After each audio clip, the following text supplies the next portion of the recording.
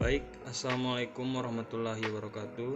Perkenalkan, nama saya Purnama Irwansyah dari kelompok 9 kelas 4F. Saya perwakilan dari kelompok 9 yang akan menjadi pemateri pertama atau pembaca pemateri pertama tentang pengorganisasian Muhammadiyah. Baiklah, langsung saja ke pembahasannya. Di dalam kelompok 9 kami memiliki anggota, yaitu saya sendiri Purnama Irwansyah dan Safana Putri Balkis, Wahyu Edi Gunawan, Tirta Maulana, Putra Lantama, dan Hamdan Yani. Ya, yang pertama yang kita bahas adalah struktural organisasi Muhammadiyah. Sebelum kita membahas struktural, kita harus tahu dulu asal dari nama organisasi Muhammadiyah. Kenapa sih harus Muhammadiyah? Nama organisasi ini diambil dari nama Muhammadiyah, nama Nabi Muhammad SAW, yang berarti bahwa warga Muhammadiyah menjadikan segala bentuk tindakan, pemikiran, dan perilakunya didasarkan pada sosok seorang Rasul Nabi Muhammad SAW. Setelah itu, kita harus tahu apa sih itu Muhammadiyah. Muhammadiyah adalah sebuah organisasi Islam yang besar di Indonesia. Dan ada pula tujuan dari Muhammadiyah. Muhammadiyah sebagai gerakan Islam atau memiliki tujuan sebagai gerakan Islam yang memiliki cita-cita ideal yang dengan sungguh-sungguh ingin diraih, yaitu mewujudkan masyarakat Islam yang sebenar-benarnya. Dengan cita-cita yang ingin diwujudkan itu, Muhammadiyah memiliki arah yang jelas dengan gerakannya sebagaimana dikemukakan oleh Dr. Haidar Nasir. Setelah itu, unsur struktural pemimpin Muhammadiyah. Struktur pemimpin pusat Muhammadiyah terdiri dari 5 orang penasehat, seorang ketua umum yang dibantu oleh 7 ketua lainnya, seorang sekretaris umum dengan 2 anggota, seorang bendahara umum dengan seorang anggota. Setelah itu, kita akan membahas daftar pimpinan Muhammadiyah di Indonesia sejak berdirinya sampai sekarang yang akan dibahas oleh teman saya, yaitu Safana Putri Balkis. Kepada Safana Putri Balkis dipersilakan. Jadi di sini saya akan melanjutkan dari Purnama Irwansyah. Yang kedua adalah majelis dan lembaga kemuhammadiyahan. Majelis itu adalah yang telah diatur dalam anggota dasar Muhammadiyah, yang ke bab 7 unsur pembangunan pemimpin. Pasal 20 ayat 2, majelis adalah unsur pembantu pemimpin yang menjalankan sebagai tugas pokok Muhammadiyah. Lembaga. Pengertian lembaga telah diatur dalam anggaran dasar Muhammadiyah untuk unsur pembantu pimpinan. Pasal 20 ayat 3, lembaga adalah unsur pembantu pimpinan yang menjalankan sebagai tugas pendukung kemuhammadiyahan. Macam-macam majelis. Yang pertama adalah majelis tabligh dan dakwah khusus. Tugas pokok majelis ini adalah pemimpin pelaksanaan dakwah Islamiyah di bidang tabligh secara terencana dan dalam program yang jelas. Sedangkan dakwah khusus maksudnya adalah berdakwah di tempat-tempat terpencil dan memerlukan strategi khusus. Yang kedua adalah majelis tarjid dan tajid. Tugas pokoknya adalah mempergiat dan memperdalam perkajian ajaran Islam untuk mendapatkan kemurnian dan kebenarannya, menyampaikan fakta dan pertimbangan kepada pimpinan persyarikatan guna menentukan kebijakan dalam menjalankan kepemimpinan serta membina umat, khususnya anggota dan keluarga Muhammadiyah. Mendampingi dan membantu pimpinan persyarikatan dalam membimbing anggota pelaksanaan ajaran Islam. Membantu pimpinan persyarikatan dalam mempersiapkan dan meningkatkan kualitas ulama. Mengarahkan perbedaan pendapat atau paham dalam bidang keagamaan ke arah yang lebih maslahat. Assalamualaikum warahmatullahi wabarakatuh. Saya Putra Tama. Di sini saya akan melanjutkan pembahasan dari teman saya tentang Majelis Pendidikan Tinggi, Penelitian dan Pengembangan. Majelis ini bertugas untuk memajukan dan memperbarui pendidikan tinggi, mengembangkan ilmu pengetahuan dan teknologi serta mempergiat penelitian sesuai ajaran Islam.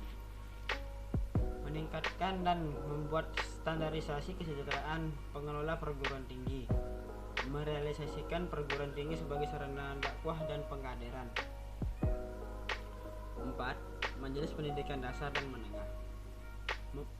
Majelis ini bertujuan untuk memajukan dan memperbarui pendidikan dasar dan menengah, merealisasikan amal usaha pendidikan sebagai sarana dakwah dan pengkaderan, mengusahakan peningkatan dan standarisasi kesejahteraan pengelola amal usaha pendidikan dasar dan menengah. 5. Majelis Pengembangan Kader dan Sumber Daya Insani. Tugas pokoknya yaitu mengembangkan sistem dan melaksanakan pengkaderan di semua tingkatan, membina dan menggerakkan semua angkatan Muhammadiyah sehingga menjadi muslim yang berguna bagi agama, nusa dan bangsa. Mengkoordinasi transformasi kader baik intern atau ekstern. Mengembangkan database kader sesuai dengan keahliannya. 6. Majelis Kesehatan dan Kesejahteraan Masyarakat. Tugas pokoknya adalah menggerakkan dan menghidupkan amal, tolong-menolong dalam kebajikan, takwa dalam bidang kesehatan, sosial, masyarakat, dan keluarga sejahtera. Mengembangkan amal usaha dalam bidang kesehatan, sosial, dan masyarakat. Merealisasikan amal usaha sebagai sarana dakwah dan pengkaderan. 7. Majelis Wakaf dan Zakat, Infak dan Sedekah. Tugas pokoknya adalah menggembirakan dan membimbing masyarakat untuk berwakaf, membangun dan memelihara tempat ibadah. Membimbing masyarakat dalam menunaikan zakat, infak, sedekah, hibah dan wakaf. Membuat tuntunan dan mengkoordinasi pelaksanaan pemanfaatan hibah dan wakaf tidak bergerak. Ekonomi dan kewirausahaan. Tugas pokoknya adalah membimbing masyarakat ke arah kehidupan dan penghidupan ekonomi sesuai dengan ajaran Islam dalam rangka pembangunan manusia seutuhnya. B. Macam-macam lembaga. Lembaga hikmah dan hubungan luar negeri, lembaga pemberdayaan supremasi hukum dan hak asasi manusia, lembaga pengembangan tenaga profesi, lembaga seni budaya, lembaga pemberdayaan buruh, tani dan nelayan, lembaga studi dan pemberdayaan lingkungan hidup, lembaga amil zakat, infak dan sodako. Orto Muhammadiyah. Pengertian organisasi otonom Muhammadiyah ialah organisasi atau badan yang dibentuk oleh Persyarikatan Muhammadiyah yang dengan bimbingan dan pengawasan diberi hak dan kewajiban untuk mengatur rumah tangga sendiri, membina warga Persyarikatan Muhammadiyah tertentu dan dalam bidang-bidang tertentu pula dalam rangka mencapai maksud dan tujuan Persyarikatan Muhammadiyah. Struktur dan kedudukan organisasi otonom Muhammadiyah sebagai badan yang mempunyai otonom dalam mengatur rumah tangga sendiri, mempunyai jaringan struktur sebagaimana halnya dengan Muhammadiyah, mulai dari tingkat pusat, tingkat provinsi, dan tingkat kabupaten, tingkat kecamatan, tingkat desa, dan kelompok-kelompok atau jamaah-jamaah. Saya sedikit akan melanjutkan penjelasan yang sudah disampaikan oleh teman saya. Tujuan pembentukan organisasi otonom yaitu efisiensi dan efektivitas Persyarikatan Muhammadiyah. Yang kedua, pengembangan Persyarikatan Muhammadiyah.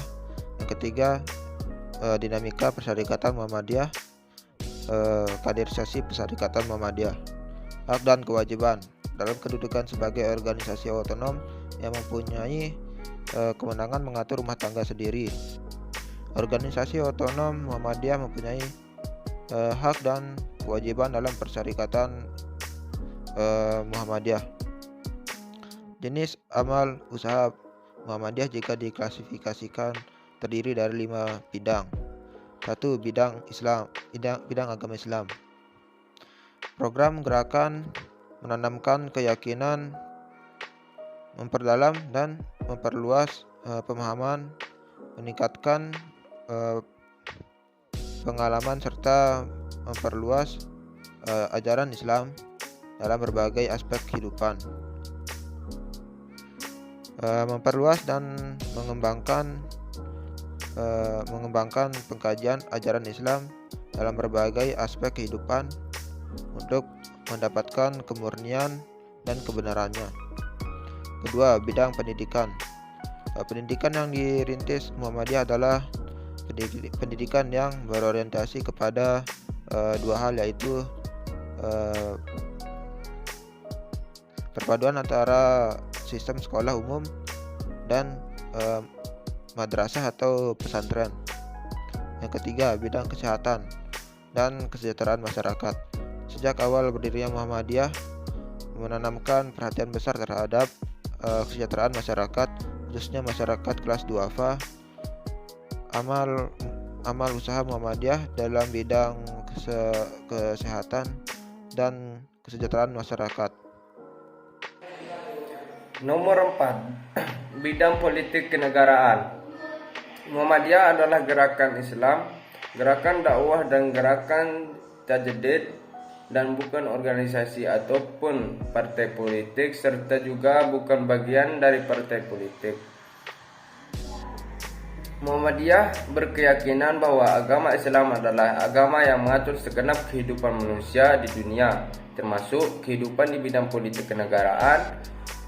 Muhammadiyah mempunyai sikap yang sangat peduli dan ikut bertanggung jawab dan pelaksanaan kehidupan berbangsa dan bernegara yang baik dan benar. Nomor 5. Bidang ekonomi dan keuangan. Bertujuan untuk membimbing masyarakat ke arah perbaikan dan mengembangkan ekonomi sesuai dengan ajaran Islam, serta untuk meningkatkan kualitas pengelolaan amal usaha ke Muhammadiyah. Amal usaha di bidang ini meliputi antara lain BPR, BMT, Kopermasi, dan Biro Perjalanan dan lain-lain. Untuk menjalankan amal usaha di bidang ini dibentuk majelis dan lembaga. Majelis Ekonomi Kewirausahaan dan Lembaga Pemeriksa dan Pengawasan Keuangan. Kesimpulan, Muhammadiyah sebagai organisasi sosial keagamaan yang memiliki cita-cita ideal yang dengan sungguh-sungguh ingin diraih. Dengan cita-cita yang ingin diwujudkan itu, Muhammadiyah memiliki arah yang jelas dalam gerakannya. Membentuk beberapa majelis dan lembaga untuk menjalankan fungsi dan cita-cita ke Muhammadiyah, dan organisasi-organisasi ortum yang telah dibentuk Muhammadiyah sepenuhnya diniat untuk membentuk masyarakat Islam yang sebenar-benarnya. Dan Muhammadiyah juga telah melakukan sebagai amal usaha dan Muhammad yang dapat dirasakan oleh masyarakat dan bangsa Indonesia melalui majelis, lembaga, dan organisasi-organisasi ortum yang Muhammadiyah bentuk.